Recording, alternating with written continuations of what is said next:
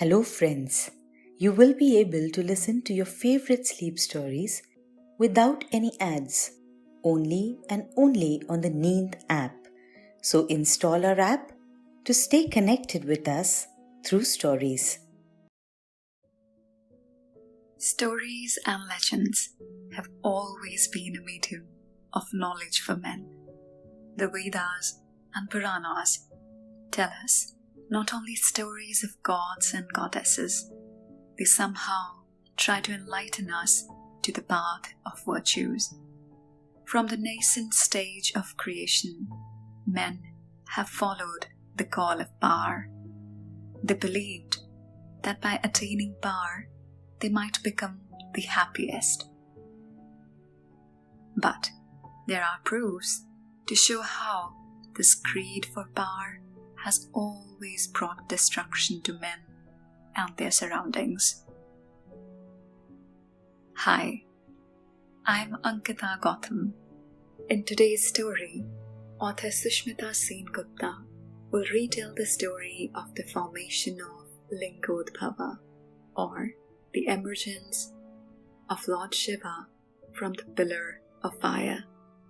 The story will show you how a prince, traumatized by the horrors of war, questions the very concept of victory.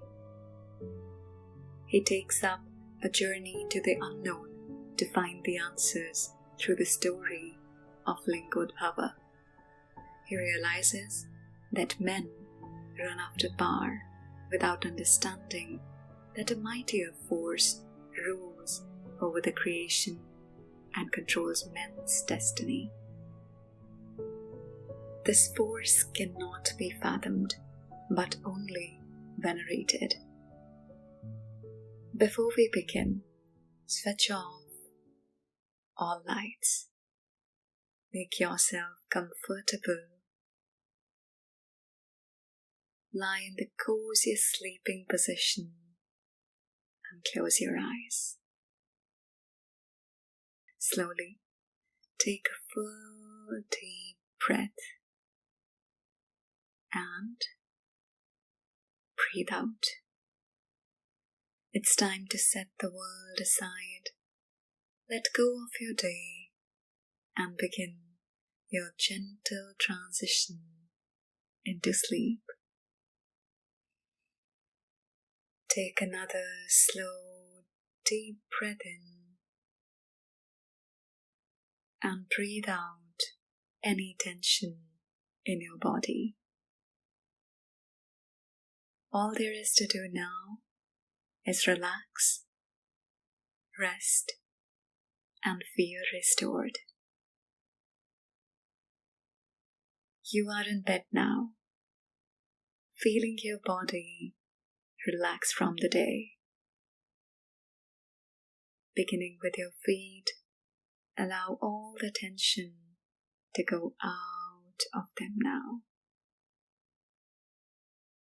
They have worked hard for you all day and deserve some rest. Let the relaxation in your feet travel up to your ankles, your calves, and your knees.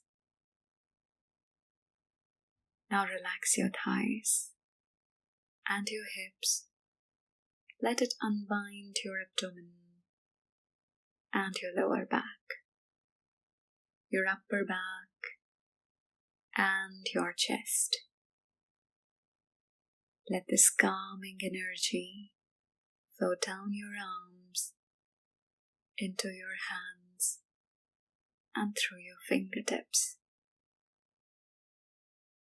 Finally, let that sense of peace loosen up your neck and head and be laid to rest on your face. As your whole body feels calm and relaxed, continue to focus your breath. Loosen up your entire body and settle in for some well-deserved rest. The moon was already making its way up in the east sky. The crescent was hanging against a dark and gloomy night sky. Such a sight of vacancy. It felt that the moon was hanging like a lonely creature on the night's starless wall, looking for his missing part in the darkness.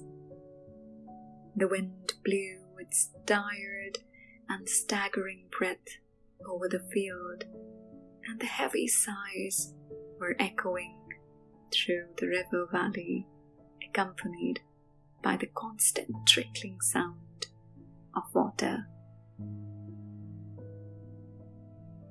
To the east of the valley, right below the moon, was the battlefield.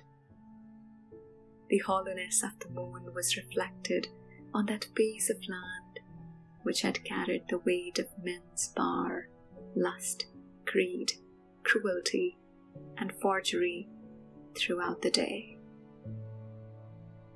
At a distance, under the tallest tree, a figure was emerging slowly from behind the foggy veneer in the faint moonlight.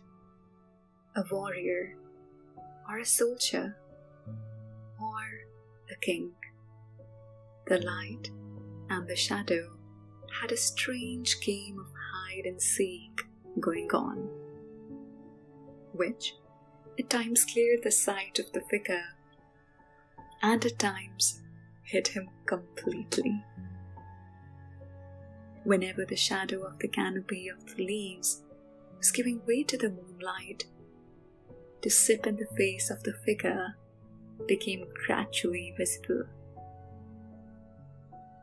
The gloom of the battlefield had partially covered his bright features. With head bent forward, the figure looked like an oriental traveler, mysterious and tired. His clothes were covered in dirt and blood. Yet, it was quite evident from even this much distance that a face and an aura like this can only be of some king or prince. But what had brought these colors of melancholia on his sculptured face? Was it because of a lost battle, or a realization of something more disturbing? The wind was carrying the dust of the battlefield away into some unknown land, paying no heed to the lives lost and battles won. The restless wind solemnly carried out its duty as nature's messenger, but on its way, it is touching the solemn figure, waking him up from his trance, as if he had suddenly woken up from a nightmare. The prince stood up, and in the moonlight, the silhouette of his stature appeared like a sculptor's craft. Indeed, he was the prince of the provinces of the south, and perhaps the future king one day. The battle he had fought today had brought his father, the king, to the unconquered valleys by the river. But the young prince's face did neither sparkle with the joy of victory nor the pride of being powerful. Perhaps today, as he drew his sword, each time he might have been shocked to see the devastating hatred in the eyes of the enemies, as well as in those of his own men. In today's battle, the insatiable hunger for power was the most deadly weapon which drove men to slaughter each other. The air, the smell, the sky, and the heat, everything about the battlefield seemed suffocating to the young prince. With receding steps, he walked away from the path which would take him to his camp. Hello friends, you will be able to listen to your favorite sleep stories without any ads, only and only on the Neend app.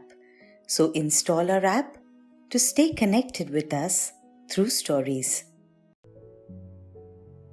He chose the path that got lost in the forest.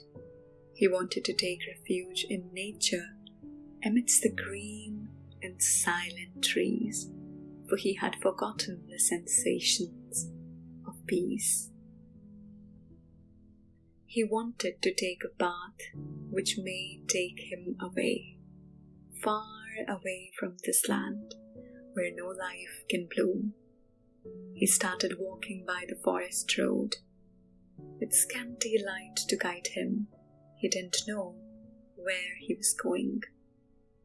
No matter how much his mind wanted to run away from the battlefield, he couldn't convince his tired body to take up an endless walk in the night. After quite a long walk, his feet started to give up and his limbs started to ache. With drowsy eyes, he looked for a shelter. But it was like looking for a needle in the haystack. Where could he find a place to rest in this enormous forest where darkness reigned?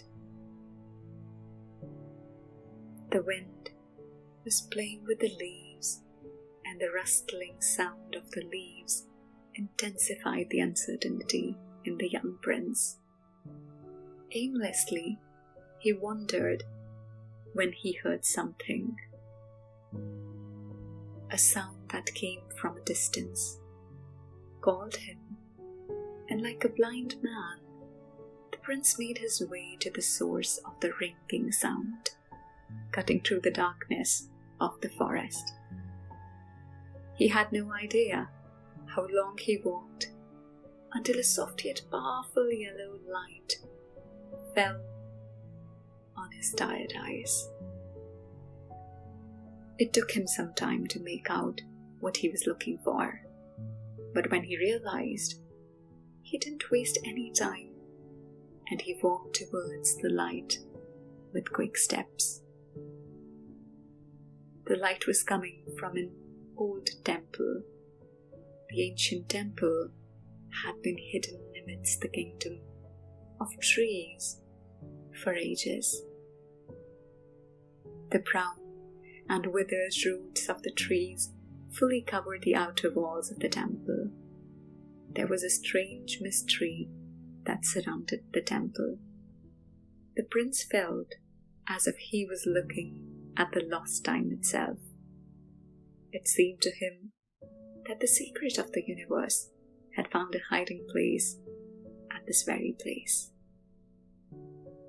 The prince came near the temple from where the soft light was coming out. He stood by the archway and looked inside to find no one. From the archway, he could only see an empty passage which had turned right after a significant distance, and torches were etched on both sides of the dilapidated walls. In the hope of finding someone inside the temple, he made his way inside the old temple. The tiredness, which made it almost impossible to keep his eyes open a little while ago, seemed to have escaped from his eyes, and with wide eyes, he gazed at the sculptured figures on the inner wall. The figures appeared to be telling an age-old legend in their own unique way. The prince recognized the figures of the gods and goddesses, Brahma, Vishnu, Agni, Pavana, Parvati, Lakshmi, and many more. Engrossed by the art, he didn't notice when he had already reached the inner temple. The bright lights and the fragrances of incense rushed to him. The whole atmosphere of the place made him forget the past and the present for a moment. It took him a while to compose himself. As he looked around, he saw that the core temple was more spacious than the hall, though it didn't seem this big from outside. The roots had expanded their territory even on the walls of the core temple. The prince's astonishment knew no bounds. He looked around him in childish awe, as if he was on a treasure hunt, and any moment now he could unravel some age-old mystery of the universe. Each slab on the wall seemed to be hiding a profound secret. The flickering light of the torches on the wall played with the coiled darkness of the corners. In that play of light and shadow, suddenly the prince noticed something which escaped his eyes initially. He spotted a unique deity in the extreme north of the dome-shaped temple. He took slow steps towards the deity to look closely. There was an unusual idol of Lord Shiva who had 4 arms, and his figure emerged from a pillar to which supposedly was a pillar of fire. At the top of the pillar there was a figure of a gander, and at the bottom a figure of a boar who was digging down the earth. But the prince was most bewildered to see Lord Shiva in the middle, because this deity of Shiva was nothing like any other he had seen before. The idol of Shiva had a calm yet firm aura, and the figure emerged from what appeared to the prince was a pillar of light. In his kingdom, the young prince had seen many temples and deities of Lord Shiva, but this particular one left him with too many questions. The curiosity of the youthful prince eagerly tried to make some sense out of this enigma. Immersed in his world of thoughts, suddenly he was brought back to reality by the sound of footsteps. As he turned, he found an old priest entering the core temple. The slouching figure of the elderly priest had nothing unusual about him, yet the way he smiled at the young intruder surprised the prince. His wrinkled face had a glow of wisdom and knowledge, as if this desolate temple he was guarding spirit. It seemed as if the old priest was not at all surprised to see a stranger so late at night. There was something reassuring about his presence, and he slowly approached the prince and welcomed him. The prince tried to confess the reason for his trespassing, but the priest stopped him politely, offered him some refreshment, and asked him to rest in the temple premise, as there was the risk of being ambushed by some wild animals in the forest at night. All this seemed very unusual to the young prince.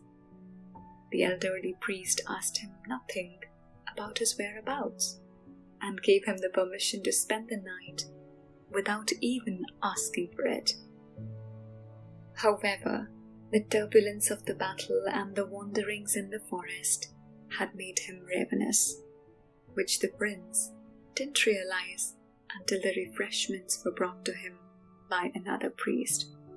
He devoured the humble offerings made to him, and with each bite, he felt that there could never be anything more flavorful than this. As he gulped down the last morsel with water, he silently thanked the priest and the Almighty for saving his life in this desolate forest like this. The cruelty of the battlefield made him forget the beauty of kindness until this very moment. After the hearty supper, he entered the core temple again and went straight to the deity. His curious eyes kept gazing at the unique piece of art and tries his best to find the meaning. Only then he saw that the elderly priest had come and stood beside him. To show his respect and gratitude, he bowed down to the priest, who simply lifted his hand to bless him. The younger prince couldn't resist asking him about the deity. His face honestly reflected his amazement, and the elderly man saw it in his eyes. He offered the prince a seat beside the platform and permitted him to ask what he wanted to know about the deity. Seeing his chance, the young prince unfolded his curiosity to the old priest. In order to answer the youth, the old man started telling him a tale. A legend as old as time and known only to a few started taking shapes in the imagination of the prince. The priest told him that there was a time when a huge debate arose between Lord Brahma and Lord Vishnu. Both of them debated over their superiority. While Brahma claimed to be the most powerful, Vishnu too tried to impose his superiority. The debate continued for eternity, and the effect of this turbulence fell on the earth, where all kinds of misfortunes started all of a sudden.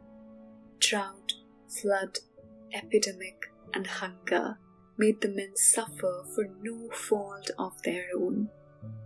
But in heaven, no one could put an end to the dispute until an intervention took place. It was one of those times when the intervention of a mightier power was needed, and the gods began to pray to Mahadeva. Listening to their prayers, Lord Shiva hid himself in a huge pillar of fire and emerged between both Brahma and Vishnu. The sudden appearance of the column surprised both the lords because it was not a part of their creation. They decided to find the source of the pillar and declared that whoever found the origin of the pillar would henceforth be revered as the superior. Agreeing to this, Lord Brahma immediately took the shape of a gander and flew upwards, while Vishnu transformed himself into a boar and started digging the earth downwards. Years went by, and both the lords kept looking for the source of the pillar, but eventually they gave up their search, realizing that the pillar had no beginning or end. But the greed of power led Brahma to falsehood, and he asked a falling ketki flower to lie for him by agreeing that Brahma had indeed found the origin of the pillar. But Lord Vishnu stayed loyal and accepted his defeat. However, Brahma's falsehood enraged Lord Shiva, who was residing within the pillar, and he emerged out of the column. Seeing the Rudramurti of Shiva, the Maya or illusion of both Brahma and Vishnu got removed, and both of them couldn't overlook, and both of them surrendered to the supreme power of Mahadeva. When both of them asked for his forgiveness, Shiva couldn't overlook Brahma's forgery and punished him by banishing him from being worshipped in any temple on the earth.